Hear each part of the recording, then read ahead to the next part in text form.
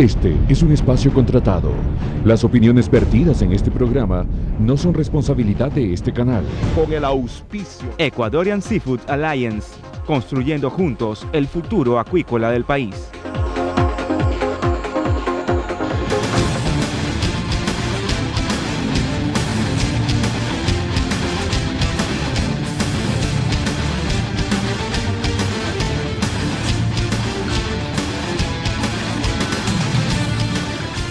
El trofeo de la oposición televisiva y el futuro de la libertad de opinión, las contradicciones del buen vivir y el futuro de las rifas, la revocatitis aguda y la desestabilización del país, con Paco Velasco, Leonardo Viteri, María Paula Romo y Rodolfo Vaquerizo.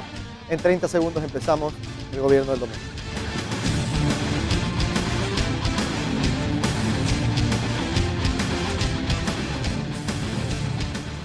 Tema 1. El trofeo de la oposición televisiva y el futuro de la libertad de expresión.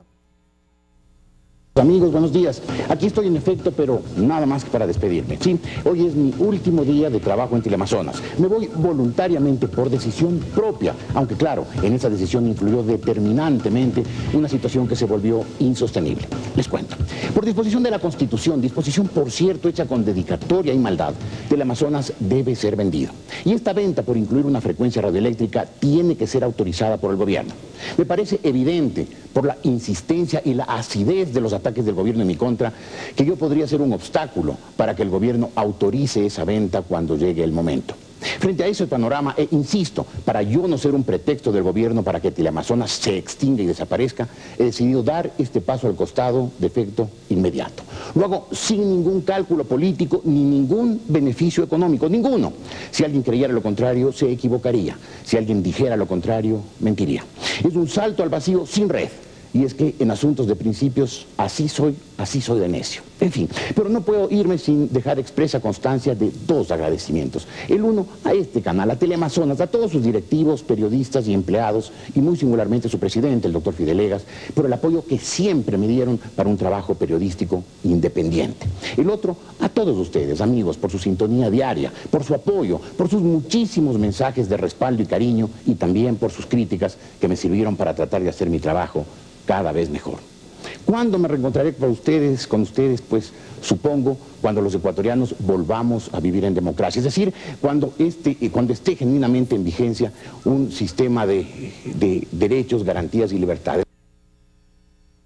Con este antecedente que acabamos de ver, la pregunta es, con la salida de Jorge Ortiz y más el enfrentamiento que vimos en meses pasados entre Carlos Vera y el gobierno, queda demostrado que en el país está en peligro la libertad de discrepar y de opinar libremente, o tanto Vera y Ortiz, o tanto Vera como Ortiz salen porque, como argumenta el gobierno, no cumplieron su función de comunicadores y por tanto no existe peligro de acoso a la libertad de expresarse. Rodolfo Vaquerizo, empecemos contigo.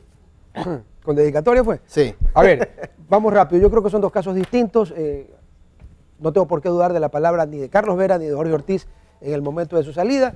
El señor Ortiz ha sido sumamente claro que él sale porque a juicio personal de él cree que su presencia podría ser un obstáculo para una feliz venta de Teleamazonas, correcto, como manda la Constitución. Al respecto de eso, en otros lugares del mundo donde hay esas incompatibilidades no te dejan vender, te expropian. Ok, pero, pero sí hay un nexo entre Ortiz y Vera. A lo que voy es el nexo de que ambos se convirtieron para el gobierno en opositores. Y entonces descabezaron a esos opositores. Eso es lo que argumentan algunos. Pocas veces ha utilizado usted un verbo tan exactamente, se convirtieron, sí, porque no eran opositores. Al principio en la campaña, por lo menos uno de los dos que usted mencionó era un entusiasta partidario del economista Correa y un gran detractor del otro candidato. Es cierto. Me refiero al año 2006. Pero y todos sabemos. Pero salen porque el gobierno presiona y no hay libertad de crítica o no. A ver. El señor Ortiz ha dicho que él se va porque a su juicio su presencia podría ser un obstáculo para una venta. El señor Vera se fue, y también lo dijo, por discrepancias de contenido con los dueños del canal. Son dos circunstancias distintas. Pero en ambos hay un factor. Usted insiste en poner el mismo factor. Es que existe, Rodolfo. A ver, César, el señor Ortiz, ¿usted le ha oído decir al señor Ortiz que él se va porque el gobierno pidió que se vaya? Pero Rodolfo, no hemos visto todas las cadenas de todos los sábados, varios... La próxima vez dígame qué respuesta quiere que le dé a su pregunta y yo le doy la que usted quiere. Yo le doy mi opinión. ¿Cuál es la tuya? Yo opino que a nivel de comunicación, lamentablemente, el país ha perdido, porque tanto Vera como Ortiz les guste a unos y no les guste a otros.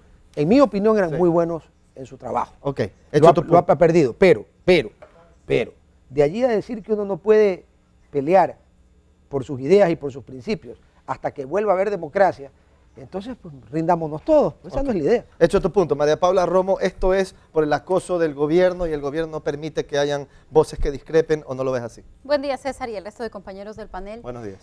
Bueno, lo que dice Rodolfo, Jorge Ortiz ha dicho que él toma esta decisión personal. Evidentemente, no es desconocido para ninguno de nosotros el enfrentamiento, a veces ya en términos personales, entre Jorge Ortiz y Sí, el señor. presidente de la República, Así de es. doble vía, porque es difícil pelearse uno solo.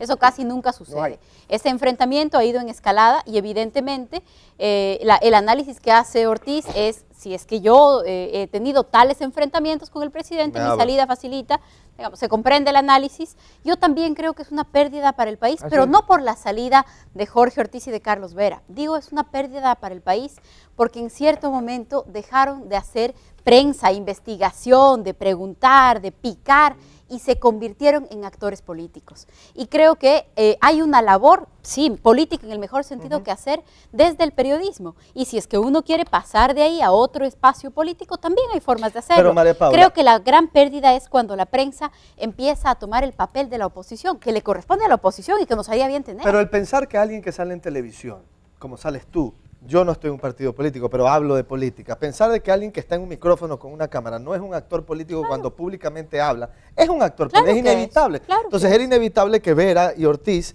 o sea, yo creo que acusarlos, no estoy diciendo en tu caso, pero en general, que el gobierno diga, ellos se convirtieron en actores políticos, siempre lo fueron en este gobierno o en cualquier otro. Pero es una forma distinta la de hacer política. Cuando investigas, haces política. Eso sí es cierto. Cuando haces preguntas, haces política. Pero el momento en el que adoptas una posición ya en algunas cosas militante, Claro, partidista es lo que quiere decir. casi partidista, Eso claro, es lo que quiere decir. casi Claro, partidista. Entonces yo creo que ahí pierde el país, pierden las personas que ven los medios de comunicación, porque quien nos ve ahora sabe que nosotros tenemos una opinión, que somos candidatos, que fuimos candidatos, que tuvimos unos votos, representamos una posición y que tu tarea es sacarnos las respuestas. Entonces, del rato en donde cada uno pierde sus papeles, creo que se pierde el espacio de debate. Hecho el punto. también. ¿Te preocupa esto a ti, Leonardo Viteri, o no? Saludos, esto es parte de... saludos, buenos días. Greetings. Súmele a Luisa Delgadillo, súmele que ya viene Carlos Gijón, ya viene Abad y pronto vendrá Monge, así que cuidado con el tema. Ya me mataste. Ya. No, es que estamos perdiendo los espacios de comunicación,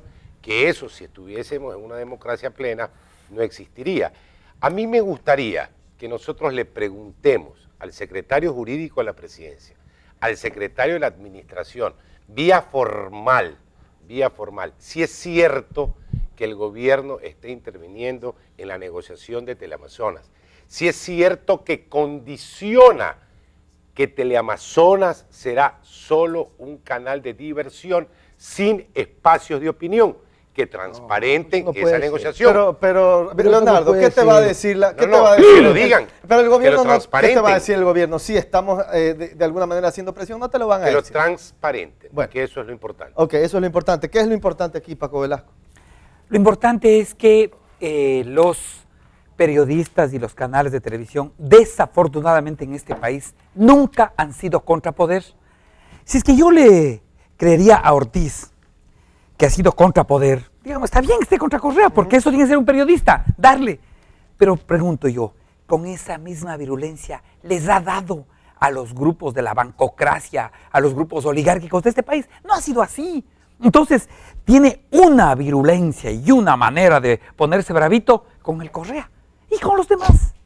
Y con los demás poderes. Bueno, pero Paco, ese pero es el periodista, está es bien. del contrapoder. Pero contrapoder contra todo poder, Claro, pues, pero no contra un unitos. Espérate un segundo, pero puede ser que el señor Ortiz, como en mi caso, por ejemplo, yo estoy en contra de ciertos temas, en otros, para otras personas, otros temas no lo estoy, y yo hago contra con las cosas, o en contra, valga la pena la redundancia, de las cosas que yo creo que están mal. De repente el señor Ortiz no pensaba que esas áreas donde tú crees que debía haber hecho contra estaban mal y por eso no las hizo. Entonces no es contrapoder, entonces no. Contra cierta parte del poder.